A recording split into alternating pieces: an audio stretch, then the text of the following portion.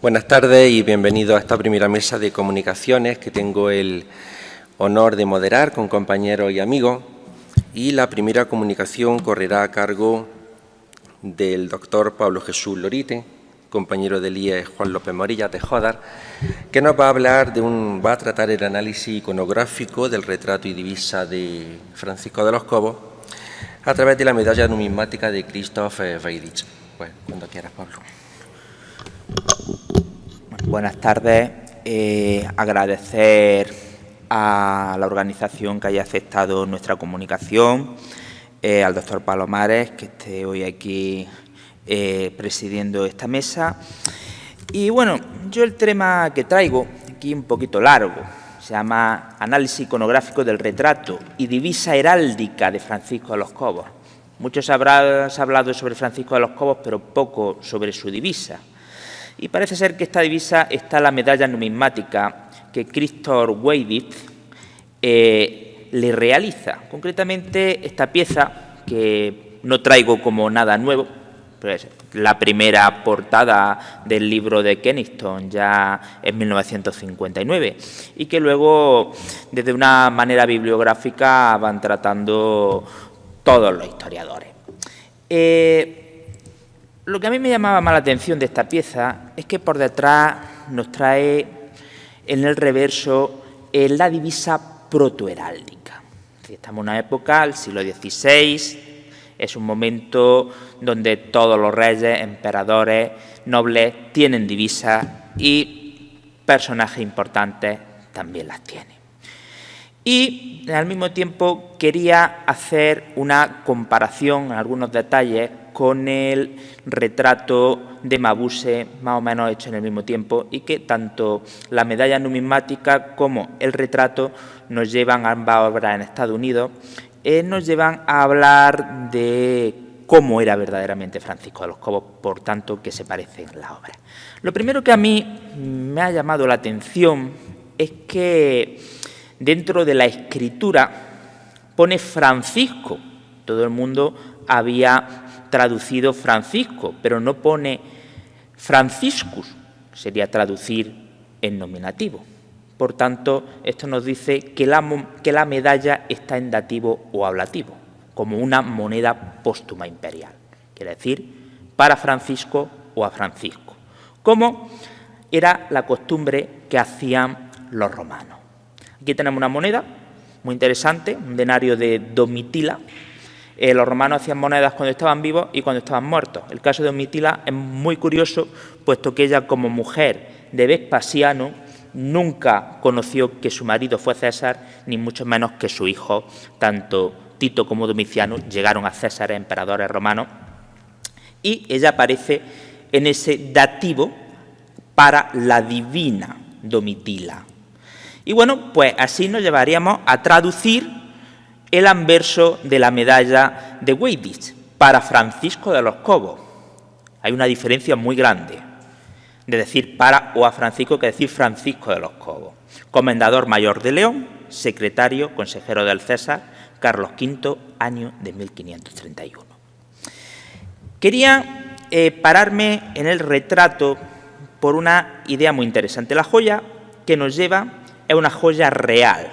Estamos en un momento donde las joyas que se suelen representar son reales. Ponía el retrato al lado de Tiziano, de Isabel de Portugal, donde lleva la peregrina, la famosa perla más valiosa del mundo. En el caso de Francisco de los Cobos, esta pieza tan original, este medallón, viene a representar su pertenencia a la Orden de Santiago. Él era uno de los antiguos 13 freires. Lo que pasa es que en el momento que llega Carlos, ya sabemos que la corona española se hace con el gran maestrazgo de la Orden de Santiago, lo que lleva a que ya no existan. Pero si ustedes se fijan, debajo de la Cruz de Santiago, tenemos 12 perlas más un zafiro, que sería la 13, que hace representación al rey, más la 14, que es un rubí, que sería el propio Santiago. Yo había pensado si en realidad todos los freires o todos los grandes maestres llevaran alguna clase de pieza similar. No, parece ser que la pieza es única. De hecho, buscando, aquí pueden ver concretamente a dos grandes maestres en San Marcos de León. Si se fijan, uno de ellos lleva simplemente la Cruz de Santiago sobre una medalla ovalada y el otro, que se parece más a Francisco de los Cobos, lleva una venera sobre la que lleva la Cruz de Santiago surmontada. Esto, bueno, pues nos viene a decir que efectivamente ni siquiera buscando en los más antiguos, en el santuario de Tentudías, el monasterio de Tentudías, podía existir que aparezcan con una pieza única, digamos, estandarizada, sino que parece ser que eran todos diferentes. Quiero que también se fijen en la parlota de Francisco de los Cobos por este camafeo con un emperador romano. No se parece a ningún emperador romano, pero es que no se tenía que padecer. Igual que vamos al hospital, a la Sacra Capilla del Salvador y Julio César no se parece. Pero sí es una alusión a Carlos V. De hecho, en aquel momento, no en las monedas españolas, pero sí en monedas extranjeras. En este caso, pues aquí tenemos una moneda alemana. Vemos cómo la moneda va en latín, César, Carlos y él con corona de laurel. Y en el reverso sí quiero que vean que en este momento las divisas suelen ser muy importantes. Aquí tenemos un real de los Reyes Católicos, en el cual pueden ver juntas la divisa de Isabel y la divisa de Fernando, el haz de flecha y el nudo gordiano en el yugo. No menos importante, un real de Carlos V, en el cual pues vemos las famosas columnas con el plus ultra, el más allá, es decir, el mote, del que ahora después hablaremos en Francisco de los Cobos, el mote que toma el emperador como diciendo, sí, hay más allá, frente al non plus ultra que habían dicho los romanos en el Finisterre. Como podemos ver, lo que es el reverso de la moneda, de la medalla, viene a hablar de las tres características propias de la divisa protoheráldica. Un dibujo personal, un mote en idioma distinto al materno, aquí lo tenemos, ahora lo veremos, y una interpretación ambigua, porque las divisas siempre son crípticas y muchas de ellas, por ejemplo, las de Isabel la Católica, no sabemos exactamente lo que significa. Y bueno, aunque él no sabía el latín, sí pone como mote fata via inveni. El destino encontrará una manera, o el destino se abre a su ruta. Palabra que viene de la propia Eneida. Y bueno, aquí vemos concretamente lo que nos dice la Eneida en esta traducción. Dice, las propias empresas darán a cada uno fatiga y fortuna. Júpiter será el rey de todos por igual. Hallarán los hados su camino por los ríos de su hermano Estigio, por los torrentes de Pez y las orillas del negro remolino. Asintió e hizo también el Olimpo entero con su gesto. Es decir, Zeus era Dios tanto para los troyanos como para los griegos. La suerte de cada uno lo llevara donde lo llevara, pero todos eran Dios. Y eso es lo que nos quiere decir ese caballero que entra en un bosque perdido, semidesnudo, porque en el bosque se puede encontrar o su final o su triunfo. Es lo que podemos ver en la divisa de Francisco de los Cobos. Y es que Francisco de los Cobos fue un hombre con mucha suerte, como este que pueden ver aquí, este áureo de Augusto, muy parecido, en el que pone César, hijo del divino, es decir, Augusto, hijo del divino César, y sobre un caballo triunfante. Porque Augusto, como un taumaturgo que se tomó, fue el hombre que tuvo la suerte de convertir la República en el Imperio Romano. Igualmente, Carlos tuvo la suerte de volver a convertir la España unificada, podemos decir la primera España, y todo lo que fue el Imperio alemán. Un hombre con suerte, con una herencia por 4 lados única. Y Francisco de los Cobos fue el hombre con suerte que tuvo la suerte de tener, de que Carlos le cayera bien. De hecho, fíjense, una idea muy interesante de mezclar a Carlos con Augusto. Esto es una visión de la Virgen de Araceli, la cual la Virgen María se presenta al propio Octavio Augusto, a César, Aquí pueden ver las columnas de Carlos, imitando las columnas romanas, algo parecido con el águila imperial romana, y no viene a ser otra cosa que a lo que tenemos representado en la sacristía del Salvador. Carlos V con la corona imperial de Alemania, y aquí pone Octavianus Primus, Octavio, el primero, y la Virgen de Araceli. Algo de que estamos viendo esa idea taumatúrgica que tiene el emperador y que recupera César.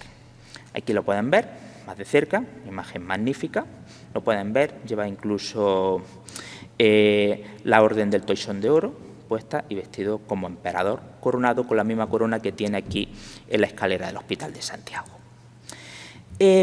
Por último, me preguntaba si la divisa de la moneda podía estar, en algún sentido, en algún otro lugar.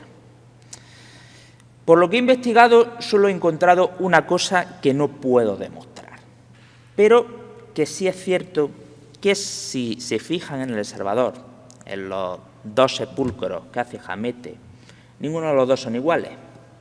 Y en el de Francisco de los Cobos podemos ver cómo aquí hay un caballero semidesnudo, se repite 2 veces, en el cual un puti le entrega una cesta de frutas, un símbolo de la abundancia, pero él, al mismo tiempo, el caballero se vuelve para un ser que parece que le da un paño, una luna.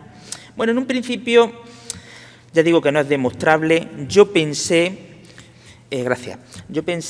que sí podía ser la divisa. La cuestión es que aunque no es demostrable 100%, sí es cierto que es demostrable 100% que la divisa de su señora existe en El Salvador. Aquí, bajo la tumba de María de Mendoza y Sarmiento, vemos una especie de ser muy extraño, una especie de grifo, que muerde un escudo en forma de luna. Algo extrañísimo. Claro, no conocemos el mote y poco se ha estudiado sobre la divisa de esta señora. Pero es que resulta que esta imagen se repite continuamente en el intrador de la Puerta del Evangelista. Lo que quiere decir que no es algo simplemente decorativo, sino que quedaba como una divisa protoheráldica. Por último, quiero terminar. En la comunicación hay muchísimos más datos, muchísimos más ejemplos, pero les remito a ellas porque ahora me tengo que sostener a los 3 minutos que me quedan, sobre un hecho curioso, y es que Francisco de los Cobos lleva en la mano los guantes. Bueno, esto es un hecho de humildad. El guante, por ejemplo, en cofradías ya del siglo XVI, está prohibido que se lleve puesto, porque los hermanos que llevaban guantes se consideraban más ricos que los que no llevaban guantes. De hecho, el guante es litúrgico, se lo pone el obispo, lo que se llama la quiroteca, pero no se lo pone según el momento en que el rey vista, puede llevar o no guante, de luto, del color que sea. E incluso, fíjense, termino con una imagen muy moderna, pero que a mí me gusta mucho, de protocolo, que es la plaza del rectorado de la Universidad Jaime I de Castellón, en la cual se representa un guante blanco. Todo doctor sabe que cuando se viste con el traje académico, ese que nadie se pone, yo no sé si tú te lo habrás puesto alguna vez, yo no me lo he puesto nunca, pero bueno, sí es cierto que los doctores llevan guante blanco sobre un licenciado que no lleva guante. Y cuando se lo entrega el decano o el rector, le dice estas palabras muy curiosas: y los guantes blancos para que los conservéis como símbolo de vuestra altísima dignidad y de la fortaleza que vuestras manos han de mantener. El no llevar el guante, el ponerse el guante, cogerlo, es un símbolo de humildad tremenda de un hombre que, como digo, tuvo suerte. Imagínense ustedes nada más que el problema que tuvo cuando se carga al obispo de Zamora. Y, claro, el Papa lo podía haber excomulgado perfectamente, pero el Médici, Clemente VII, en ese momento, él lo perdona, viendo que era un hombre de fe, mandándole que pague una cantidad de ducados anuales a la Catedral de Zamora. Bueno, todo esto lo tienen en la comunicación de una manera mucho más específica y mucho mejor consultable que lo que yo pueda decir hoy aquí. Nada, simplemente muchas gracias por su atención y espero haberme tenido el tiempo.